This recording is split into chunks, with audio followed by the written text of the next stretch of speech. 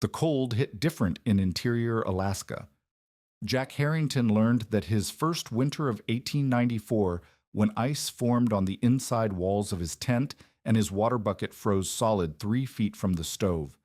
He had pitched his shelter exactly the way every prospector in the Yukon tributaries was told to do it. 10 by 10 canvas tent, room for gear and bunks, big enough for comfort, standard and trusted. By February, he had burned through more firewood than 3 men should need, and still the cold cut through the walls like they were paper. Across the mining camps, prospectors were fighting the same losing battle in oversized tents built by the book and failing by the season. His neighbors laughed when Harrington quietly switched to what they called his microscopic 6x6 tent, but over the next winter that smaller shelter stayed warmer, used half the wood, and never froze his gear. What did he understand about heat and volume that every serious winter camper today needs to know? The 40-mile region stretched endlessly under a canopy of spruce and birch, the kind of wilderness that swallowed men whole if they guessed wrong about winter. By late October of 1894, the first snows had already begun stacking against the canvas walls of the prospector camps scattered along the frozen tributaries. Jack Harrington had arrived with the autumn wave of gold seekers, drawn north by rumors of placer, claims that could make a man rich before spring breakup. What he found instead was a testing ground where the difference between smart shelter and standard practice meant the difference between survival and misery. The mining company supply list read like gospel to most newcomers. Tent, 10 by 10 feet for 4 men. Stove, large cast iron for winter camp. Gear storage, maximum recommended. The logic seemed bulletproof. If you were heading into an Alaska winter, you brought the biggest tent the supply houses sold, packed it with every piece of equipment you could haul, and trusted that more space meant more comfort. Every outfitter from Seattle to Valdez pushed the same message, and every veteran prospector Harrington met that first autumn nodded along. Big tent, big stove, big safety margin. But Jack had learned different lessons during his years swinging an axe in the Minnesota timber camps. The Scandinavian millwrights who ran those operations built their winter bunkhouses small and tight, heating compact rooms that stayed warm with half the firewood their American counterparts burned. A Swedish foreman named John Olson had shown Harrington how a 12 by 14-foot cabin could house 6 men comfortably while burning less fuel than the sprawling barracks other crews favored. Small volume meant less air to heat, Olson would say in his thick accent. Less wall means less heat running away. Those Minnesota winters had also brought Jack into contact with an Athabascan trapper the loggers called Old Mike, a weathered man, from the Han people who built winter shelters that defied every assumption about frontier housing. Old Mike's trap camp consisted of a 5 by 5-foot skin lodge backed against a natural windbreak of spruce, insulated with moss, and heated by a fire barely larger than a cooking flame. While the logging crews shivered in their drafty barracks, Old Mike's tiny shelter maintained warmth that would make a city hotel jealous. The old trapper had explained his method with patient demonstration. Small space, thick walls, fire just big enough, wind stopped before it starts. When Harrington pitched his regulation 10 by 10 tent that first week in the 40-mile camps, he thought he understood winter shelter.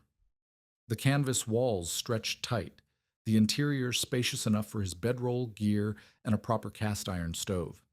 His neighbors had erected identical setups, following the same supply house recommendations, creating a neat row of standard frontier wisdom made manifest in canvas and rope. The cold proved them all wrong within days. When the thermometer dropped to 20 below, Harrington's large tent became a cavern of perpetual chill. The small stove, sized for normal camping, struggled uselessly against the massive volume of air that needed heating. He fed split wood into the firebox every hour, but the interior temperature barely climbed above freezing. Worse, his neighbor's camp provided a stark lesson in the cost of following conventional advice. That crew of 4 men burned through 4 full cords of firewood in just 2 weeks, maintaining an interior temperature that hovered between 10 and 20 degrees Fahrenheit. Their gear froze solid every night, their water buckets turned to ice blocks, and their morale cracked along with their frostbitten fingers. The breaking point came during a December blizzard when the neighbor's tent partially collapsed under snow load. The poorly supported canvas sagged, dumping accumulated ice and slush onto their sleeping area. Gear that had cost months of wages soaked through and froze into unusable lumps. The men spent a desperate night huddled around their overwhelmed stove, burning furniture and spare boards just to prevent frostbite. By morning, they faced the grim mathematics of winter survival. Their fuel consumption rate would exhaust their wood supply before February, assuming their shelter held together that long. Jack watched this disaster unfold and recognized the pattern his Minnesota mentors had warned against. The large tent created a volume problem that no amount of firewood could solve efficiently. The standard stove, sized for moderate camping, had no chance against the thermal demands of heating 900 cubic feet of air in sub-zero conditions. The conventional wisdom had failed not because it was malicious, but because it ignored the basic physics of heat, volume, and fuel consumption in extreme cold. His decision to switch to a 6 by 6 foot tent triggered immediate mockery from the other prospectors. Camp boss Samuel Turner, a veteran of multiple Yukon seasons, dismissed the smaller shelter as impractical foolishness. Turner had survived previous winters in large tents and saw no reason to deviate from proven methods. The other men echoed his skepticism, calling Harrington's tent microscopic and predicting he would freeze or suffocate before Christmas. They pointed out the obvious disadvantages: less storage space, cramped quarters, insufficient room for proper gear organization. But Jack had learned to trust observation over opinion. His 6 by 6 tent reduced the interior volume by roughly half compared to the standard setup, meaning his small stove had to heat 400 cubic feet instead of 900. The mathematics of thermal efficiency favored smaller spaces, and the early results supported the theory. Even with his incomplete system, burning the same amount of wood that left his neighbors shivering, Harrington's compact shelter achieved interior temperatures that made winter tolerable rather than survivable. The social friction intensified as winter deepened, and the performance gap widened. Jack's tent stayed warm while the large tents consumed fuel without delivering comfort, but he knew his system remained incomplete.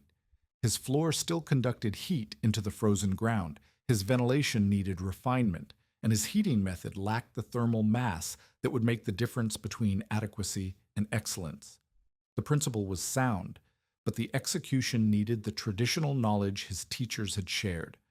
The placement of his shelter became Jack's next engineering challenge, and the solution lay in understanding how winter moved across the landscape. Alaska's interior cold didn't arrive as a uniform blanket, but flowed like an invisible river, following wind patterns and terrain features that most prospectors ignored when they staked their tent sites. The standard practice involved finding level ground near water and wood sources, then pitching tents in neat rows regardless of prevailing weather patterns. This approach treated shelter location as a matter of convenience rather than survival physics. Jack studied the morning sun angles during the short December days, noting how the pale light crept across the snow-covered forest floor.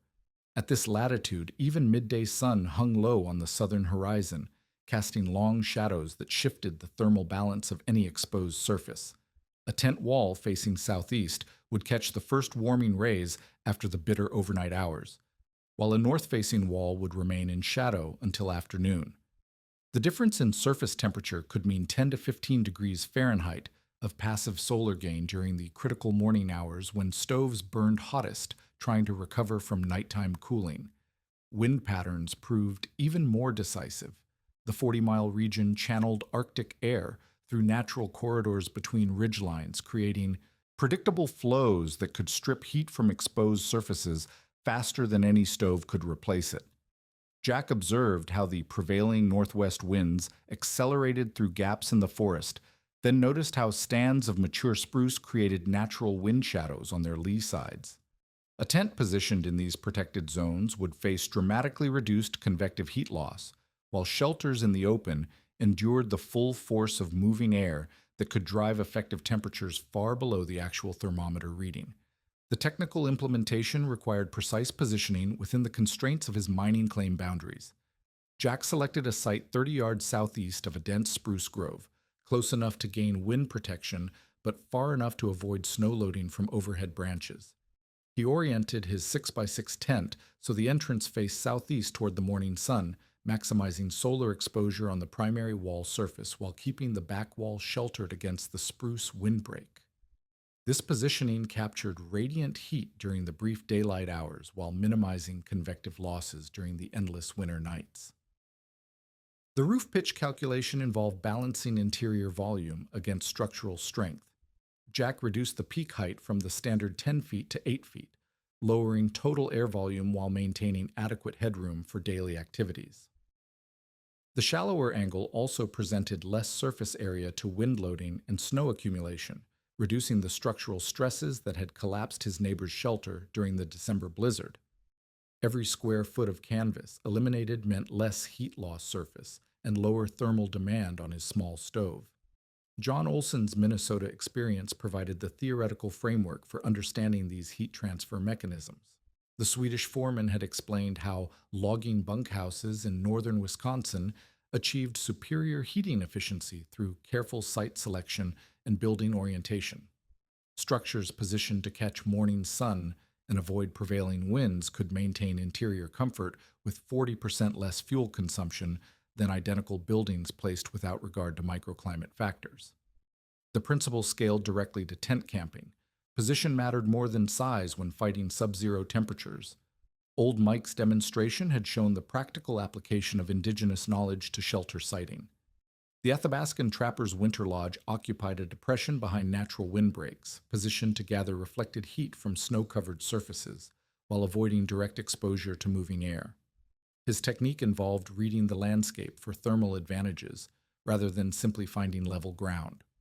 Snowdrifts, tree lines, and terrain features all influenced local temperature patterns that could be exploited through intelligent positioning. The first major test came during a January cold snap, when outside temperatures dropped to 35 below, 0 Fahrenheit for 4 consecutive days. Jack's repositioned and reoriented shelter demonstrated measurable performance improvements over his earlier setup. Interior temperatures peaked at 60 degrees Fahrenheit during midday sun exposure, compared to previous highs of 45 degrees before optimization. The southeast wall warmed noticeably during morning hours, creating a thermal gradient that helped circulate heated air throughout the small space. Wind protection proved equally valuable during the same cold period.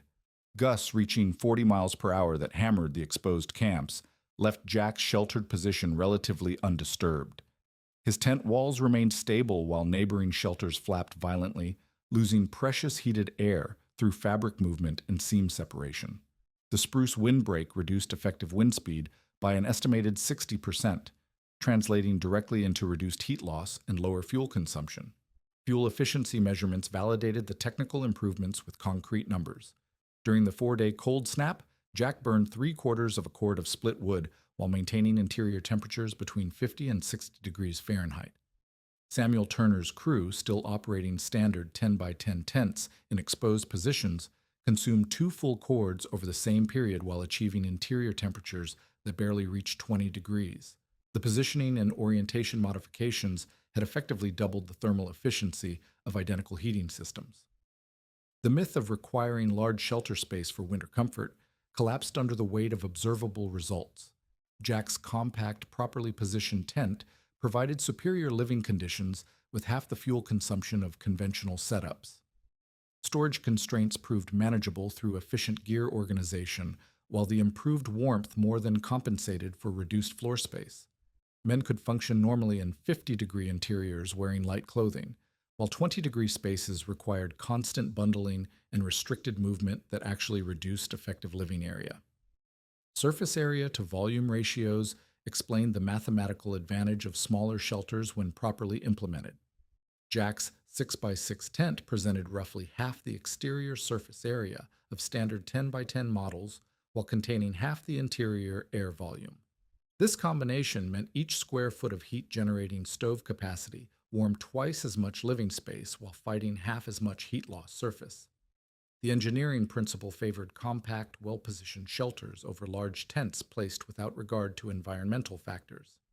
His success triggered careful observation from other prospectors who began questioning the conventional wisdom they had followed since arriving in Alaska.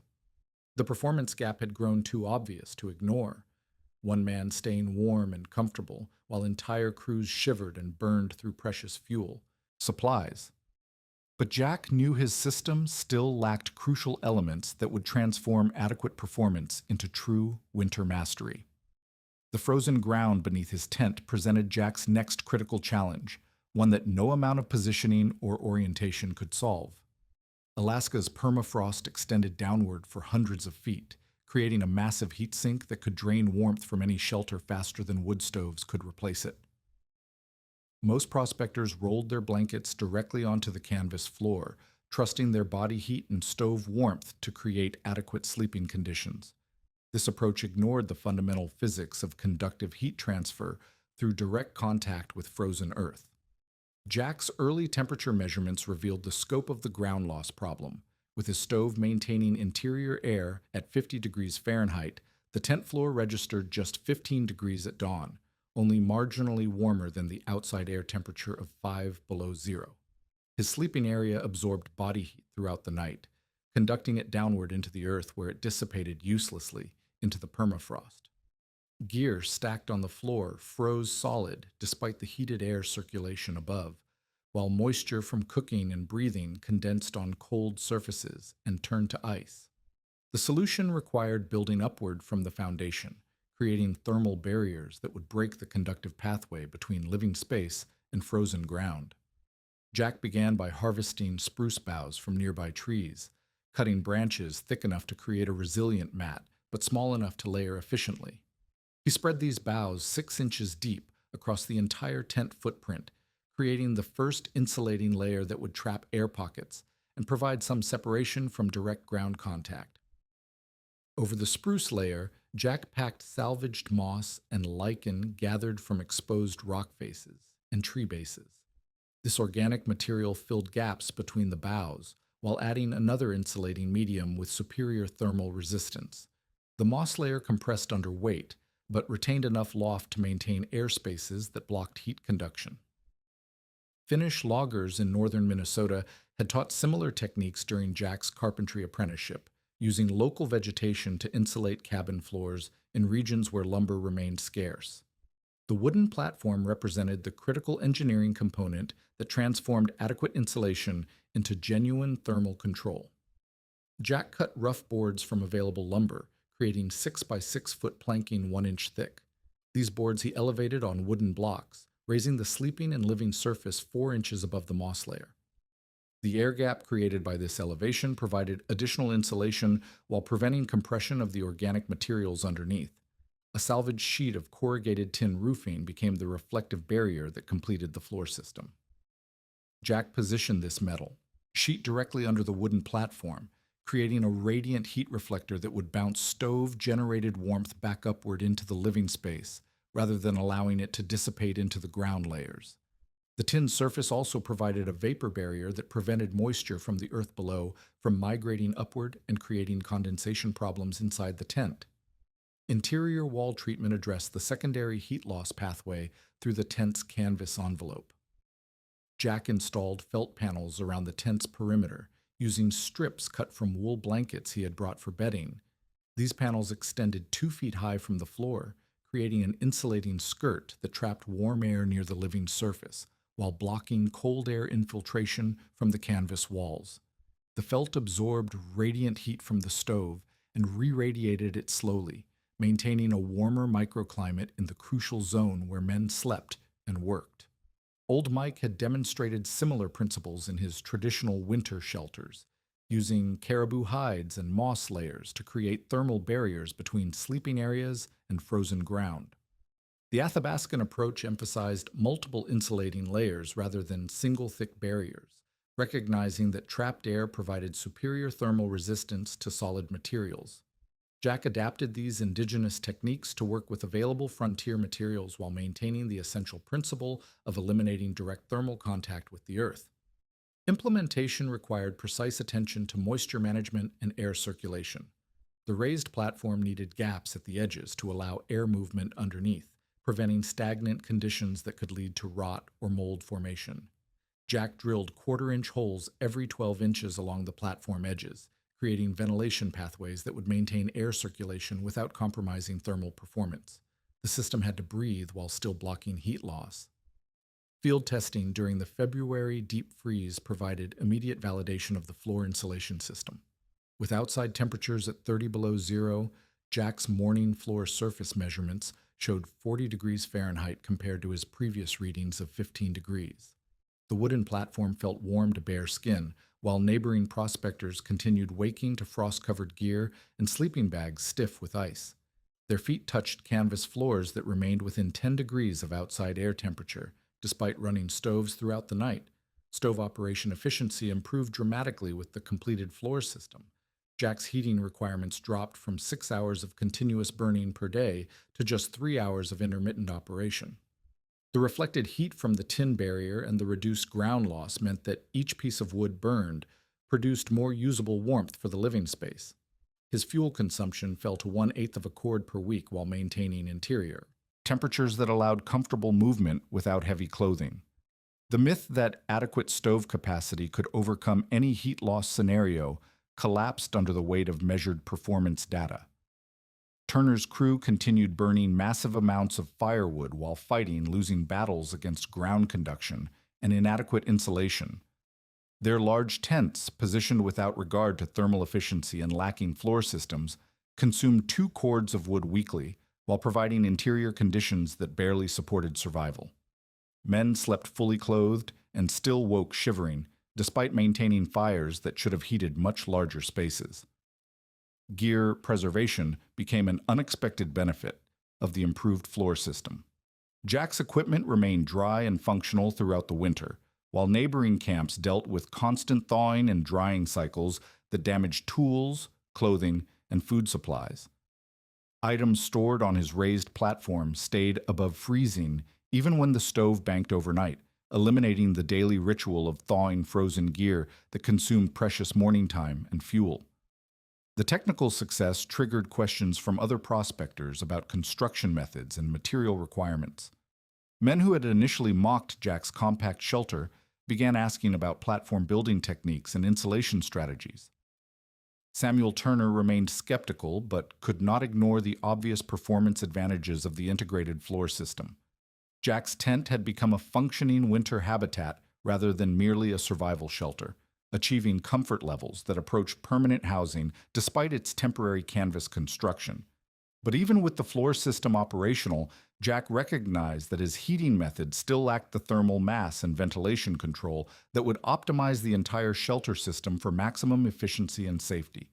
The heating system itself demanded precision engineering that most prospectors ignored in favor of brute force approaches.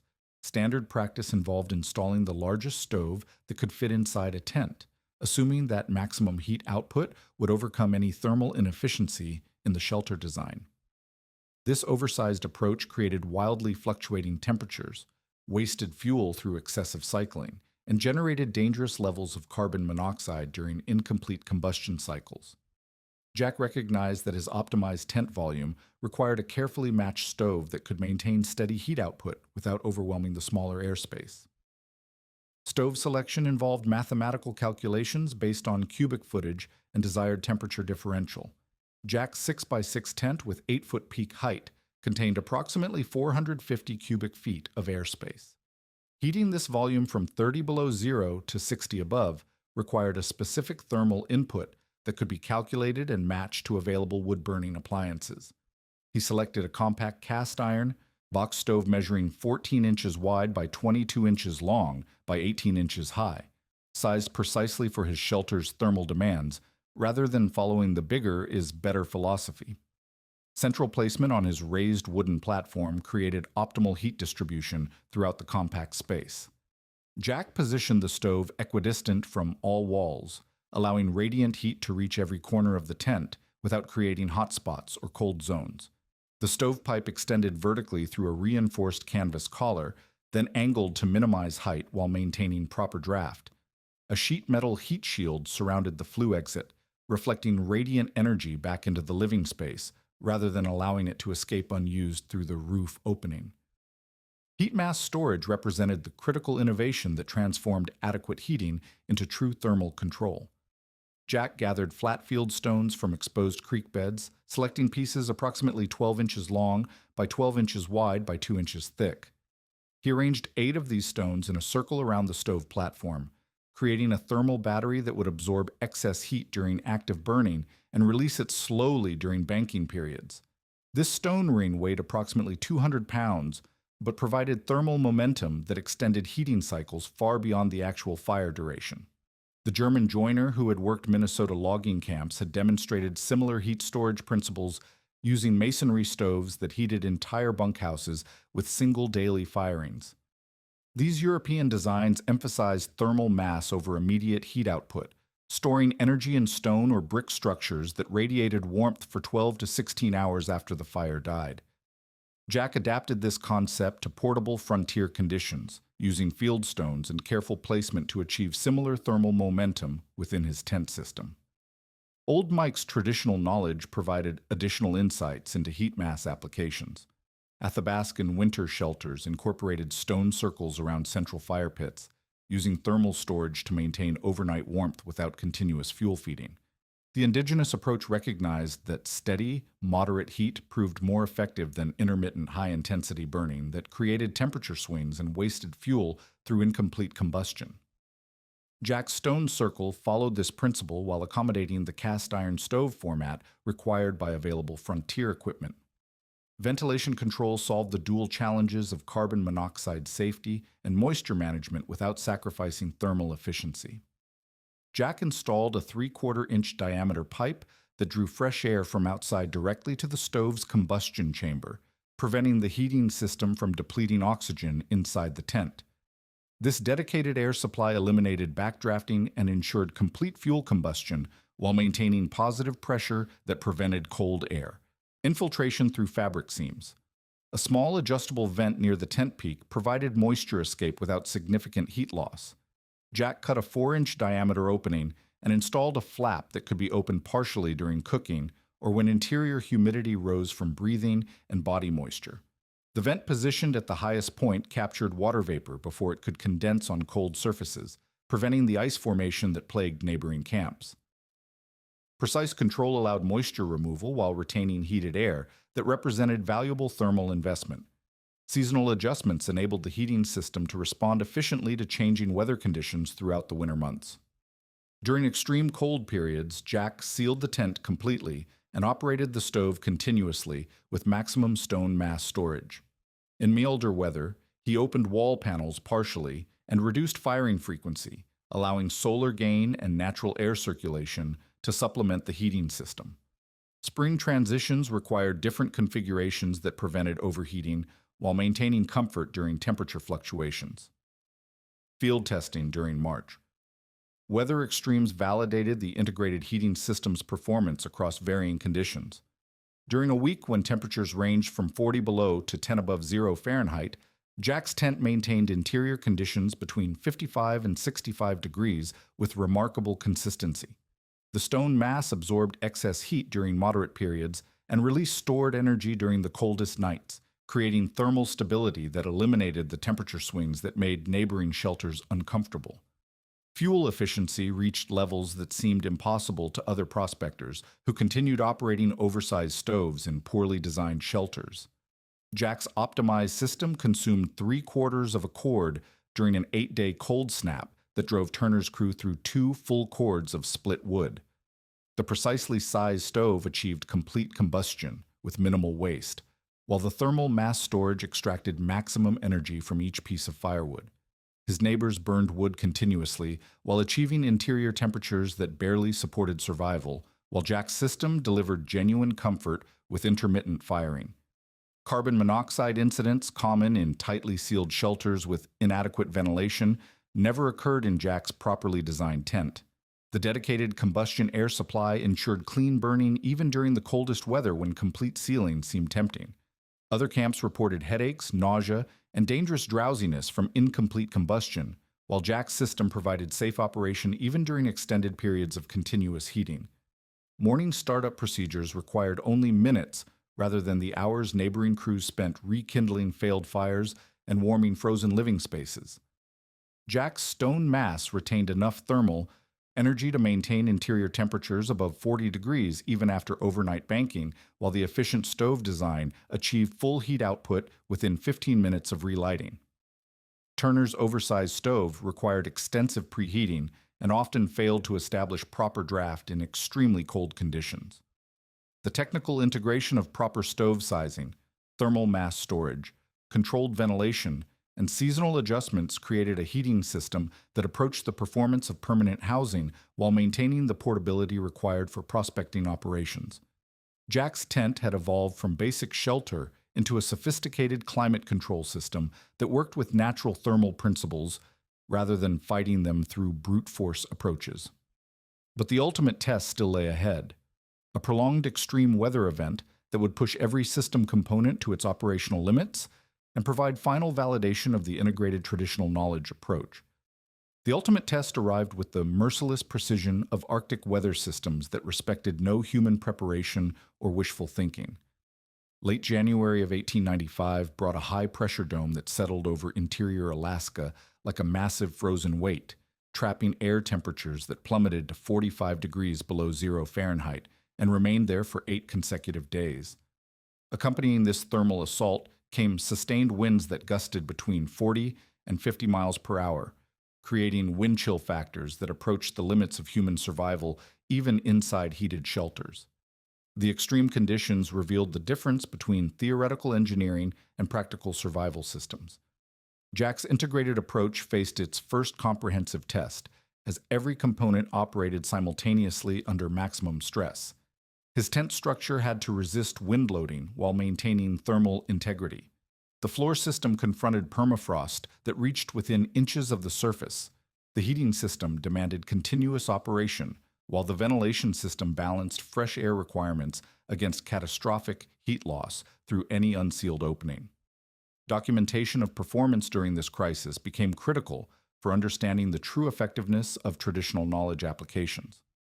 Jack maintained detailed temperature logs using a mercury thermometer, recording interior conditions every 4 hours throughout the 8-day period. His measurements showed interior temperatures ranging from 55 degrees during active stove operation to 50 degrees during overnight banking periods, demonstrating thermal stability that seemed impossible given the external conditions. Samuel Turner's conventional camp provided stark comparison data that validated every aspect of Jack's methodology. The large tent crews burned through 3 complete cords of split firewood during the same 8-day period while achieving interior temperatures that peaked at 20 degrees Fahrenheit and frequently dropped below 0 overnight. Their fuel consumption rate of nearly 1/2 cord per day represented unsustainable resource depletion that would exhaust winter wood supplies before spring breakup. Structural performance differences became apparent as the extreme weather tested every shelter component. Jack's low-profile tent, protected by the spruce windbreak and engineered for reduced surface area, remained stable throughout the wind event. The continuous gusts that threatened to tear conventional shelters from their moorings barely registered against his aerodynamically optimized configuration. Snow loading distributed evenly across his shallow-pitched roof, while neighboring tents accumulated dangerous drifts that required constant clearing to prevent collapse. Gear preservation emerged as an unexpected measure of system effectiveness. Equipment stored in Jack's thermally controlled environment remained functional throughout the crisis, while neighboring camps dealt with frozen tools, stiffened leather goods, and clothing that shattered like glass when handled. The stable interior conditions eliminated the freeze-thaw cycles that destroyed sensitive equipment and made daily survival tasks exponentially more difficult. Labor efficiency measurements revealed how proper system design reduced the physical demands of winter survival.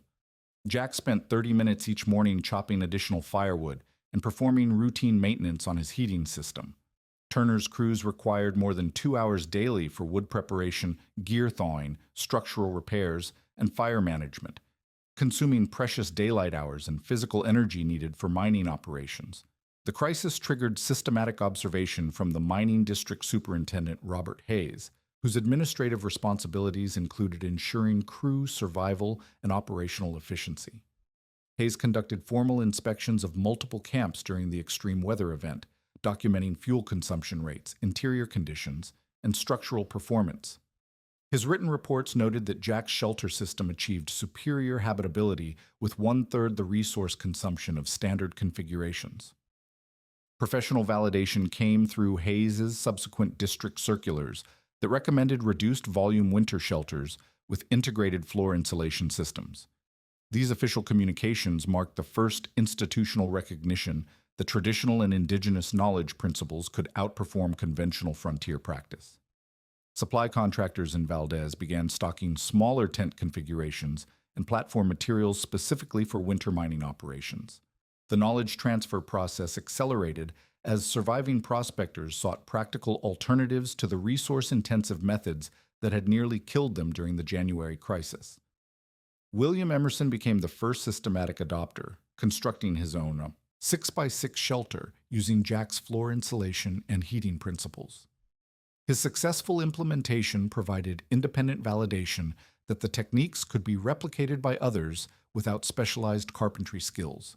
Technical documentation and measurement protocols became essential for spreading the methodology beyond its original application. Jack developed standardized construction specifications that other prospectors could follow, including precise dimensions, material requirements, and assembly sequences.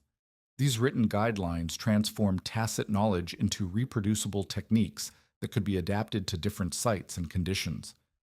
Regional adoption patterns demonstrated how practical innovations spread through frontier communities when backed by measurable performance advantages. By spring of 1895, approximately 20% of the mining camps in the 40-mile region had implemented some version of Jack's integrated shelter system. Supply manifests from trading posts showed increased demand for smaller tents, platform lumber, and compact heating equipment. Legacy applications extended far beyond the original gold prospecting context, as the fundamental principles proved applicable to various frontier situations. Homesteaders building temporary shelters during cabin construction phases adopted the thermal mass and floor insulation techniques. Trappers and surveyors working in remote areas implemented scaled versions of the positioning and ventilation methods. The core knowledge transcended its specific origin to become general expertise for northern survival. Modern echoes of these 19th century innovations appear throughout contemporary outdoor recreation and emergency preparedness literature. Military cold weather manuals emphasize shelter volume control, and thermal mass applications derived directly from traditional practices. Backcountry winter camping guides recommend precisely the same positioning and insulation strategies that Jack assembled from Scandinavian and Athabascan sources. Scientific validation through thermal engineering analysis confirms the mathematical principles underlying Jack's empirical observations. Heat transfer calculations demonstrate why smaller volumes with proper insulation outperform large spaces with inadequate thermal control. Contemporary building science recognizes the same envelope optimization and thermal bridging concepts that Jack implemented using frontier materials and indigenous knowledge. The economic implications of resource efficiency became apparent to mining company accountants who calculated the cost differences between competing shelter methodologies. Camps using optimized systems reduced winter operating expenses by approximately 60% compared to conventional approaches, primarily through dramatic fuel consumption reductions. These savings translated directly into improved profit margins and extended operational seasons. The SIA fundamental lesson transcended technical details to address broader questions about knowledge sources and innovation processes. Jack's success resulted from synthesizing traditional practices with environmental observation rather than relying exclusively on commercially promoted solutions. His methodology demonstrated that sustainable frontier living required understanding natural systems rather than attempting to overwhelm them through brute force resource consumption. The integrated approach that emerged from combining Scandinavian, Athabascan, and practical frontier knowledge created shelter performance that exceeded what any single tradition could achieve independently. This synthesis represented genuine innovation through cultural integration rather than wholesale adoption of foreign techniques or stubborn adherence to familiar but inadequate methods.